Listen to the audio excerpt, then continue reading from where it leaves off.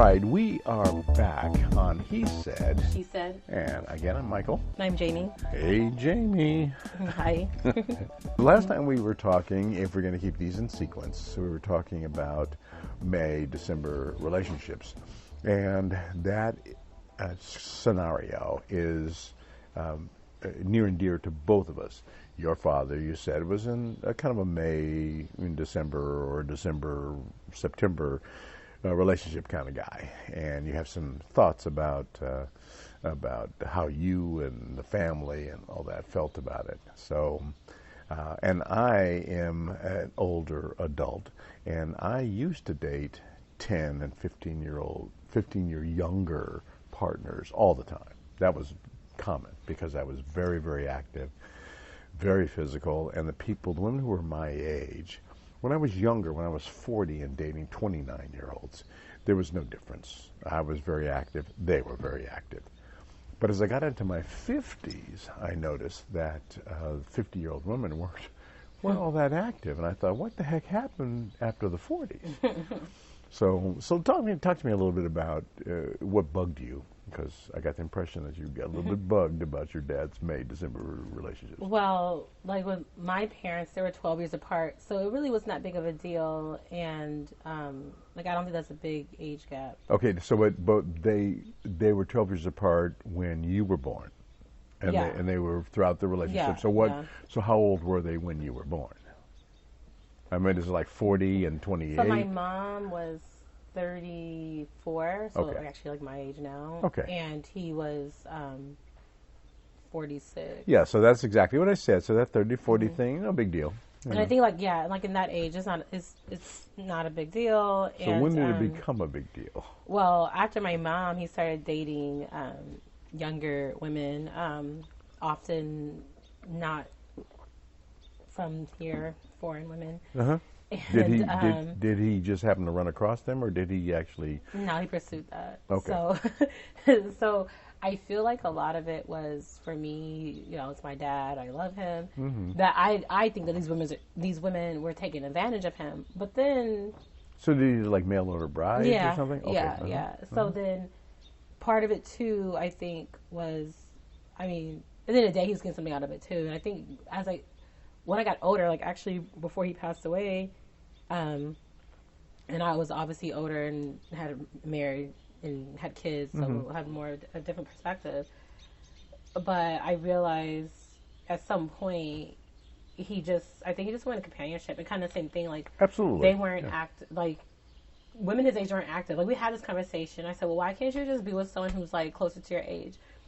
Because his wife, I don't even know their age gap. It probably was 20 years? At least, I would say, I would have to guess like 20 years plus. Because he was in his 70s and she was barely in her 50s. Okay, so it's not an easy thing to determine whether or not she genuinely was in love with him or it was just functional. It was an opportunity. And it lasted a long time because they were married in the early 90s, and towards the end they were estranged, but I guess they were together for like almost 20 years, and he got really sick and ill, and she took care of him. So I figured maybe she doesn't really care about him, because who would stick Put around up with for it that? For 20 years, sure. And then the reality was, I don't think there was. I don't like to think about my dad, but I don't think it was a sexual. I don't see how he was physically capable of doing that anymore. Although in the beginning he was very comfortable telling me things, and I'm like, I don't want to know the details. Yeah. But he was very machismo, and like had to be like, I'm a man, and But towards the end, when they were estranged, he would have relationships with even younger women. The last time I went to go visit him, he was telling me about this girl, and she was younger than me, in her 20s. I was like, okay, this is ridiculous. He's like, well, what age do you think I should be with? I said, look, if you're in your 70s, I said, if you could pull a 50-something, that's young for you and appropriate. Yeah. Like, that's young enough. Yeah. And some 50-year-old women nowadays look good, Like ones in my family do. When I was growing up, because I always dated younger women, I always set the limit. I said, I'm never going to date anybody who's as young as my son. Yeah. That was a limit. That was way. Oh, he went way beyond that. And my son is 18 years younger than me. So somebody who's 18 years younger than me was too young. Yeah, he went way beyond that. Yeah. Okay. Now, but to be fair, now let me play devil's advocate, because being an older adult, and having experience dating younger women, the reason why I did that, I explained some of it, because I was always very active, always very hip and physical and things like that, and I found that women who were around my age just didn't seem to be. Yeah. Again, not trying to make a judgment, not trying to call 50-year-old women when I was 50 old women or something like that, but they didn't seem to be as active. So once they passed their 40s and started getting their 50s and 60s, things slowed down. So to me, a male who gets into his 50s and his 60s, he's considered a December, and he never goes beyond that. He can be 60, 70, 80, 90, but he's a December.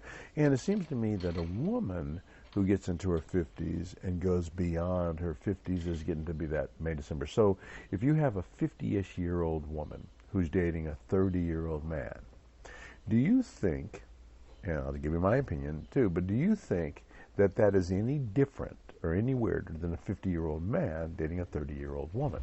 I think, yeah, completely. Completely different, huh? Well, I don't know if it's really science, but they always say women mature faster. So I think they do, probably. Usually you always see a woman with an older guy. I think that's why when I was 19, I was attracted to my husband, and not really guys my age. I just felt like they were like children. And then even recently, the other day, some guy hit on me, and I was like, "You look really young." And then I don't know how old they think I am, and he's like, "Oh, 28." I'm like, "That's too young. I don't want to be with someone maybe." I mean, even if they were 30, I feel like that was pushing it. Like, I really do not want someone remotely younger than me. Mm-hmm. So it's just different. But then for some reason, guys don't have that. And I think a part of it too is, I think women look to a man to, even these feminists, whatever, like to some degree, want to be taken care of or have security. Yeah, I get that. I mean, even if you're that. independent, like I feel like I'm somewhat of an independent person, but I just can't. When I think of a guy younger than me, I think of I'm gonna have to do things for him, and I don't want to do that. But for whatever reason, it's okay for it to be the other way around. That brings in the question, and I don't mean it in a paternal maternal sense, but a woman who's older oftentimes mothers a younger man. Yeah. A man who's older oftentimes fathers a younger woman. So it seems like. That's the issue when you get an older guy, and he is paternal, and he is mature and responsible, and this is his younger, right? He's daddy, but it seems kind of odd when it's the other way around. And again, not trying to judge, but just maybe I shouldn't use the word odd. It seems different when it's a young man who's got somebody who's mothering him. It's like he's wimpy because he's got to be mothered, but she's not wimpy and weak because she wants to be fathered. And people make fun of it. Like, you have the term cougar. There's not really a term for men dating because it's the norm. Yeah. Because the likelihood of someone dating someone the exact same age as them is very slim. Like, what are the chances? So most of the time, I mean, I don't have it statistics, was that way, but it's going to be the guys older usually. Yeah, it was that way that you would find somebody about your same age because you went to college together, high school together, and that's where you met most people. Then you go to work, and you meet your boss, you meet another person or something like that. So it changes as time goes on, and so I get that, but and we're not making the claim that people should be within 2 years of the same age range, but just when you have. The world is the way it is now. People find an attraction to younger people much younger than them, and people much older than them. Yeah. And more so, I think, that women find attraction to men older, but then there's a limit, because then they don't want an real old dude. But then men don't as much find the attraction to an older woman because young women are supple and firm and flexible. Men, they get more distinguished, yes, and then exactly. women, we just get age, get old. Get worse, apparently. Get all gray. Well, that's the way. I don't think it'll apply to me, but no, it doesn't apply to you at all. I'm gonna stop it. Of course not. It doesn't apply to you at all. But I think that's what happens. Is usually you know. But that's another thing too. Is like, I mean, they say black don't crack, and like a lot of the women in my family, um, they look really good for their age, and they don't. And I have family members that do date younger guys because they don't realize how old they are. That's why I feel like sometimes I do get approached by younger guys because they don't. Like I'm not It's hard old, to but tell. they even think I'm still in my 20s, and I'm like, no, I'm not.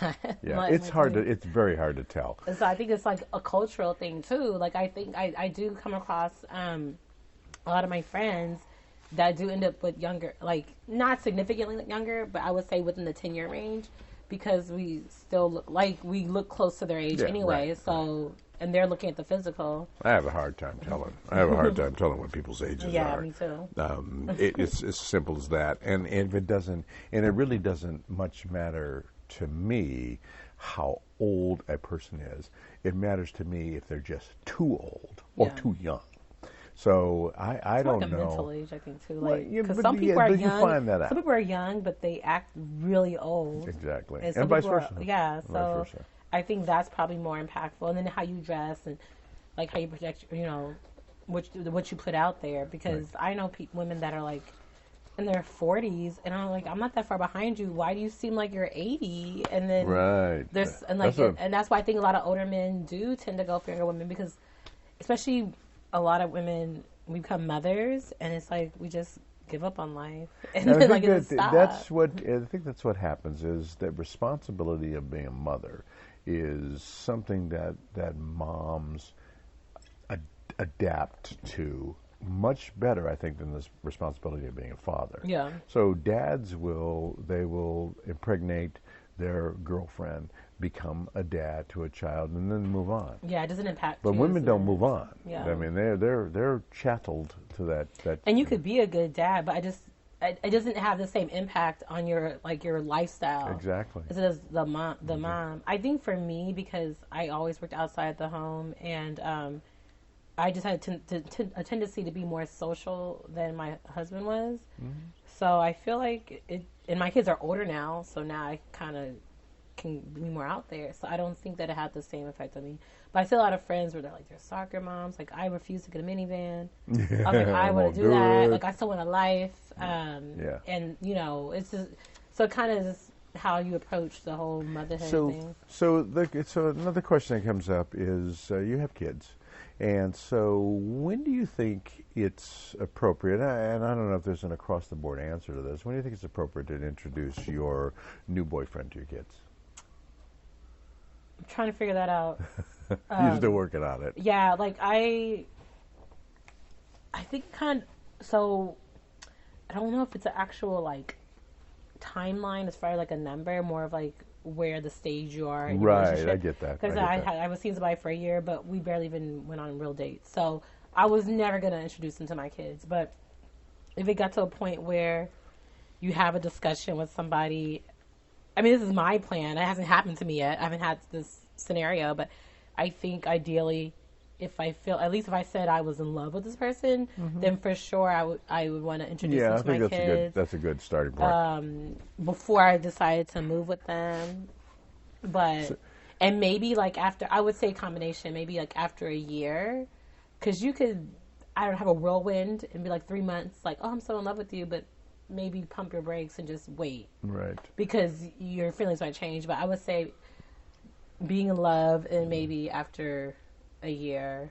Yeah, see, I don't know that is a question that requires a chronological answer. 1 year, 9 months, 6 years, whatever it is. But I think that you hit it on the head. If you decide that you're in love with that person, that might be the time.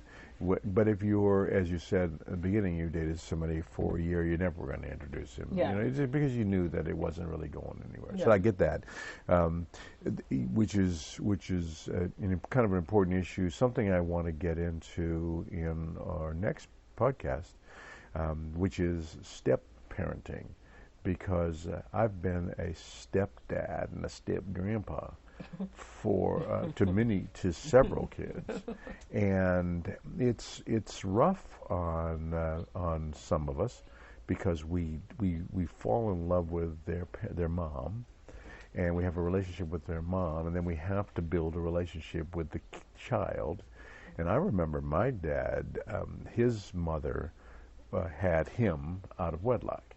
And his dad, his biological father, really wasn't in their lives. So she married another man, and he became his stepdad, my step-grandpa. And they fought for the first, I don't know, 10, 12 years of his existence. He couldn't accept him. My dad couldn't accept his stepdad. I've been in situations where I've had to wrestle with step kids because I'm treating them as if they're my own kids, with the love and attention and going to their games and giving them allowances and things like that.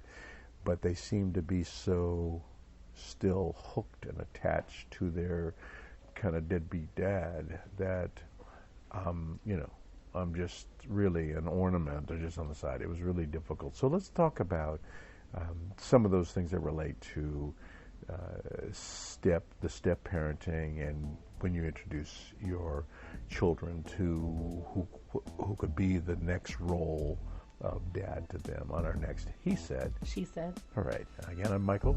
And I'm Jamie. We'll see you next time.